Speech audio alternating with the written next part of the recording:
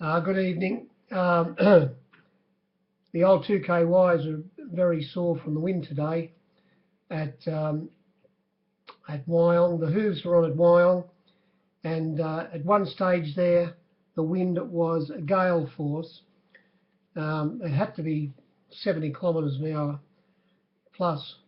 I did tweet that out, and like yesterday, it was coming from the same direction and much stronger today, as I say, and it had an effect on some of the races. There was one leader that won. Wasn't a bad effort. Anyway, the first race, or getting back, the track was good. Rail was in the normal position today, 2 metres out yesterday, so they had a fresh pad on close to the fence, but excuse me, it wasn't the place to be. Although, as I said, one winner did lead all the way. First race, 106.4, 97 only in the marketplace, and the favourite Nash. He's a great wind rider, Nash. He's a jury to the wind. Don't you worry about that. He was outside the lead early. Leading on the fence was Maydell, ridden by Karen McAvoy from Barrier 1. He had to hold that position. Finish up running 4th, beaten 1.8. Anyway, after they got away, Matavai from out Barrier 8, it was trapped out wide, but they eased, or Nash didn't bother going forward. He let him go around him. Matavai got to the lead. The wind took care of it. Ran second last, beaten 5.3. He hooked around his heels, turning for home. Got a big enough break, and coming from well back in the field, or midfield at least, was the second horse, Commanding Wit, and coming from last down the outside was the first starter, Massarora, who was big odds, about a 40-1 chance. Would have been a great result for the captains. The margins ran in 0.8 by 1.3. It was a good win, the winner, but as I say, the ride got it home by the champion rider Nash. Eyes on Guard number 1 was very disappointing, even though it was a bit wide early. Had wind cover, and it never found the line. A bit very disappointing. That's about all I'd say there. Race 2. Now, this was the winner that led all the way and gave the captains a result, 20-1 chance in Prince Rahe. It led on the fence, and Ford, I thought it got beat in the photo. I would have laid the 2s on the horse on the outside, getting it. Cushion, or Couchin, ridden by, no, it was Kalis. What am I saying? Kalis, number 4, ridden by Killer Cat. She came, look, it was hard the noise there today, a lot of people, was free entry to Wyong, had a huge crowd, and it was hard to find a monitor, and the glare on the TV screens was terrible, and I couldn't pick up the colours, and so I didn't get a full run on. I haven't watched the tape yet, but I think she came from past midfield to just fail grabbing victory on the line. As I say, the only leader to win all the way, leader to lead and win all and win was Prince Rahe, ridden by Peter Roble, and they got away from the others. Running third was the top weight who sat outside him. Funny thing, Cardi from Barrier 15, and it stuck on for third. The short price favourite in this race, trained locally by Partelli, A Murder of Crowns, had Barrier 1, and it missed the kick, and Nash got off it, and the vet ran his hand over it and said he couldn't find anything. Nash got off and said the horse fell as if it had already had the effect of having a hard run, so it might have left its form in the barrier trials. It missed the kick a bit and settled midfield on the fence, and I suppose everyone was hoping, but it was never ever going to win, and it went fairly ordinary. We put it up $1.80. It was laid on straight away by the captains. Like a fool, I wound the $1.60 off at one stage without laying it. It was $1.60 on my board for the last 3 minutes of betting, desperate to get something else out of it, a little bit more section out of it. but it wasn't there, and I stood it for something, but it's easy now. Easy now. It's got beat. I would have liked to have stood it for a bit more, but um, it got beat. And as I say, the captain's got a result there. Was 107.4 on the screen, only 103 in the marketplace. Wasn't that good. The next race on the screen, 103.4 in the marketplace, only 97%. And unfortunately for Killer Cat here, Spinball, who was extremely well back, $15 given Spinball on the fence, and did only start $7.50. No, I started $8. Started $8 Spinball, but it drew the outside alley, barrier 9, the field of 9. I thought it'd be sitting midfield and take off before the turn. It was a fairly easy way for me, and make a run. And I thought going on its last run, I had some sort of chance to finish up running last. But unfortunately, as I say, for Killer Cat, it wouldn't settle on her, and it went hard in front. And she might have led by 4 lengths at one stage from the rank outsider of the field, Zastar. And it would have been another 4 to even 5 lengths back to the rest of the field, who were in a bit of a bunch. And as I say, the speed was on all the way, and the horses who settled last, second last, and last finish up running the placings. Nash on the winner. It might have been a bit of a blessing in disguise on Dream with Me, who I did a stack on it. $4 given into $3.50 at one stage, back out to $4, and every time he went to $4, the pros said how much. They had a large plate of it, and he missed the kick, as I say, copped a little bit of a prat at the start, settled down last, but he knew what was happening up front. They were going a bit too hard, and he sat cool, got splits turning for home, and Plugger, who was running third last, he'd finish up running second, and coming down the outside was Fly to Freedom, a $70 into $60 chance. So it'll tell you how hard they went out in front. It doesn't seem to be any good, really, Fly to Freedom, and it only got beat. The margins were 1.5 by 1.7. So I'm not too sure about the form there. There were runners in that race which were very hard to lay. Mars from Novair went from $4 to $6.50 back into 6. Oakfield Gem never had a price, went from $4.60 out to $7. And as I said, the winner was always well backed. Timely Miss, Kiss, the second pick. It was also hard to lay, $3.50 out to $4.60. Spinball well back, $15 into 8, and bottom pair of big odds wasn't any good, and we gave 97 to boot. Bad result. Race 4, 102.6 on the screen, 97 in the marketplace again, and this was a good ride by brilliant Brendan Abdullah.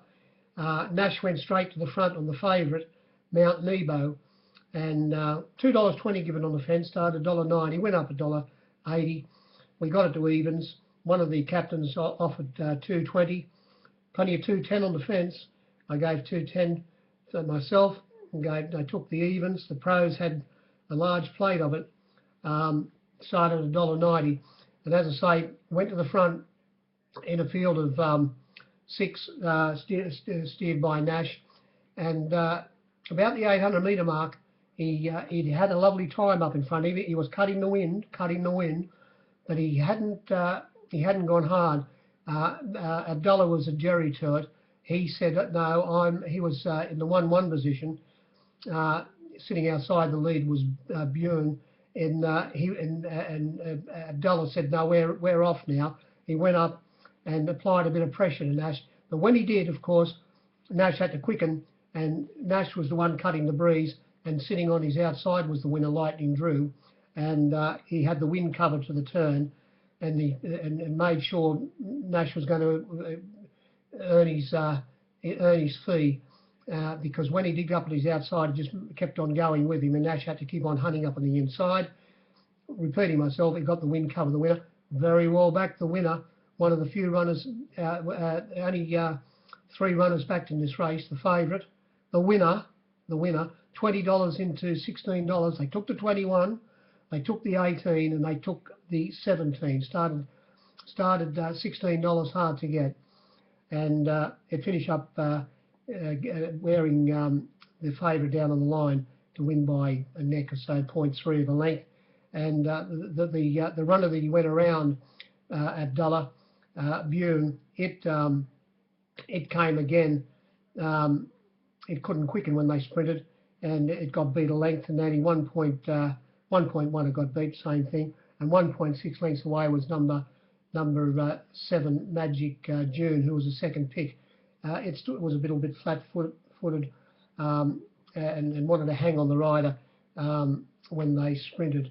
There was a runner in this race, even though he only had 97, which is not worth a caser. There was one runner, Newcastle Miss, who literally didn't have a price. It went from $4.60 to $10. Not a farthing for it. Race 5, 106.2 on the screen, and we gave, the bookies only gave 101. Now that was before the scratching of Whitlam at the barrier, who got his front foot over the front gate and front leg over the front gate and was scratched at the barrier. It was very well backed, Whitlam. At the time of scratching, it was only about $5.50 chance, and it opened up $6, got out to $7.50, into about a 9-2 pop when they jumped, just before they jumped. So it was scratched at the barrier now, so we only gave 91 within it. So it was no good. Oakfield Commands, it got a bit of section there, even though I blew on the market, I was able to lay it, $3.50 to $5.50. There was a bit of money for Master Gaze at one stage. $13 taken, started 12, written consent, one stage extremely well back, but then it fluctuated. It was $4.60 out to $5.50, back into $4.40, back out to $5.50, back into $4.60. Money's double, very hard to lay. $7, I was $8.50 when they jumped, 80 to 1 the next runner on a row, got something out of it. And the winner, was a big tip around for the winner, trialled very well, went up short. I only went up to $4 for a rainy day. And look, I don't know whether it was taken, but it did firm $4 into $3.80 early in the piece, but then it got to $4.60, which was taken, but did start $4.40. The unblemished Blake Shin was on board, and he settled down. How many? There was 6. There was 3. Turned out there were only 7 runners in the race, and at the 600-metre mark, the judge. Well, I don't know about the judge reaching for the number. He mightn't be that good a judge, but Shin, he knew the number was in the frame. He was counting. He had said that 10% is going to be straight under the bed here tonight. They've got it in under there for sure. He got onto the back of written consent written by Nash. Nash was getting wind cover back in second last position off the fence, and easing in behind him was Abdullah. Was Shin, as I say, and they turned for home, and he just balanced it up. And once he flattened out, he only got there by 0.3 of a length, beating Oakfield Commands, but he always knew he was going to get the chocolates. There was pace up in front. The runner that cut the breeze, so forget its run, finish up running second last, was Master Gaze, and the wind was very strong there. The race prior to that, it was very strong in race 4. Was strong all day. The strongest the wind was all day was in race 3. That's when it absolutely howled. It was gale force. It was 70 kilometres plus for sure. So going back to this race 5, there's nothing else you'd say there. I suppose Oakfield Commands, well, it was back with wind cover as well, at one stage on the fence, but then well before the turn, got in between runners and got the cover. So its run wasn't bad either. Written consent finished up running third. That's about all I'd say there. The winner had trialled all right. Now race 6, on the screen 106.8, in the marketplace only 98%. It wasn't any good. and again, Nash showed them a trick or two how to ride the wind. Settled well back in third last position, and he got onto the back of the favourite Irish Dream, who was wide down the side, moved up outside the leaders, turning for home, with Nash always on its back. And I would say, like Shin in the previous race, Nash was always confident of winning this race. He went away to win by 2.3 lengths, beating the favourite. Up front, cutting the win, was More Than Royal, who I thought either it or Inherited would lead, and as it turned out, Inherited sat in behind it on the fence. More Than Royal cut the wind, and as I say, out with a windbreak was the favourite, Irish Dream, who was extremely well backed. Opened up 6 to 4, got out to $2.90 on one board on the fence, back into $2.40 at one stage, hard to get, back out to $2.50 as they jumped. One stage they killed you for the $6 the winner. It was $4.60 out to $6 very quickly, back into $5.50, hard to get, but back out to $6 when they jumped. Dowager Queen never had a price, $10 to $21. Already told you about the favourite, $2.90 bet, only started at 6 to 4. She Goes to Rio, laid it fairly well. It got from $3, opened up $3, resuming from the spell, got to $4.60 at one stage, back into $4.20, back to $4.40 when they jumped. In Bank, they stopped at $8 at one stage, or $7.50 and $8, or $8. I was $8 when they jumped. Next three runners, More Than Royal, $61, $31 Babel. Inherited, I bet $61, and a good better section against it, only started 31. 80 to 1 the next runner, and 200 to 1 the bottom. And about 98, a little bit more maybe. The three picks ran first, second, and third. Come to race 7, 102.5 on the screen, only 98% in the cup we gave, only 98, and there was one runner here. I haven't got much out of it. When I say much, it wouldn't pay the petrol. You'll Alona went from $8 or $9 to $21, $9 to $21 Unalona, and sat back in the field, and it finished up, got beat 4.1 lengths, but was never ever going to win, as the price fluctuations suggested. Everybody, or not everybody, but we were most map people had Collini on the back of the winner, Julian's, and it was the other way around. When they went out of the start, at the top of the straight, ran to the winning post, and out wide was Collini, and Shin was the bold, or the blushing Blake. He was forced to go forward, didn't use any petrol really.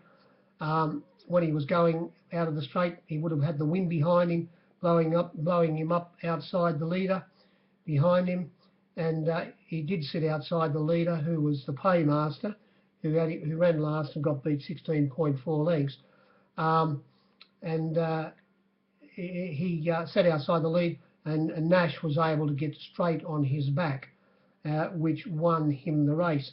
When they hit the line here, there was only one length between 5 runners. Nash winning the race by 0.2 of a length. Running second, getting squeezed up a little bit in the straight, was Gazaguru, who was very well backed. I'll come to that in a minute.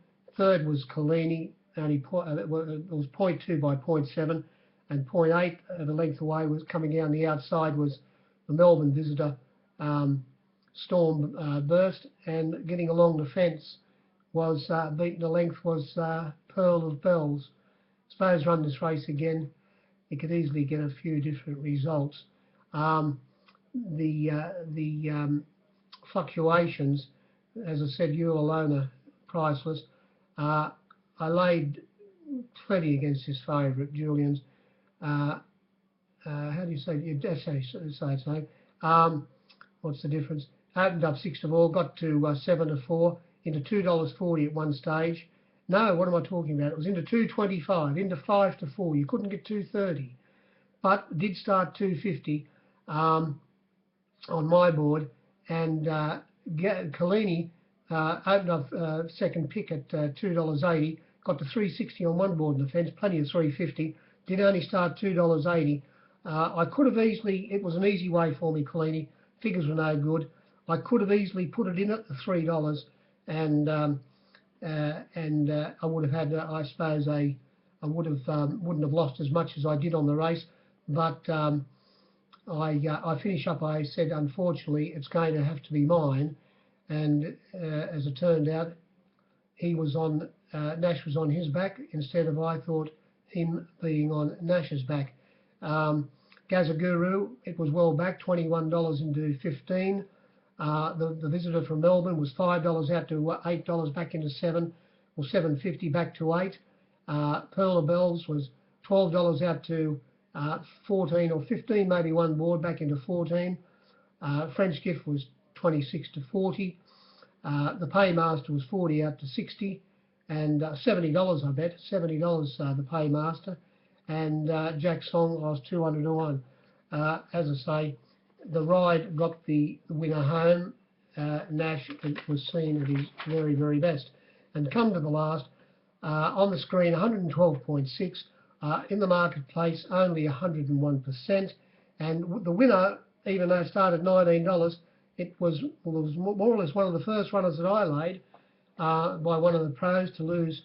Only asked me to win 2,000, and I copped the tip. I finished up winning something on the race, but it was very wide betting. We gave $6 the field, and it sat third on the fence. The winner, Marmadane, number 16. From barrier 9, it was able to slot into third or fourth hole on the fence behind the leader, who was Killer Woman. So forget its run. The wind was still strong by the last race, not as strong as it was earlier on, but still strong enough to take care of anything leading on the fence. And it was directly behind it, Racer, sitting on its outside.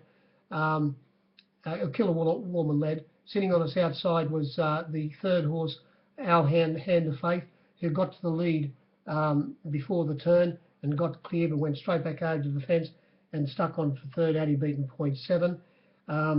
Getting off their heels, as I say, was the winner, always behind the lead, and Shin was on board, Blushing Blake, and he was able to get home by half a length from the top weight, Admiral's Cup, who was $5 out to, or $4.40 out to $6, back into $5.50 at one stage, back out to $6, back to $5.50 on my board when they jumped.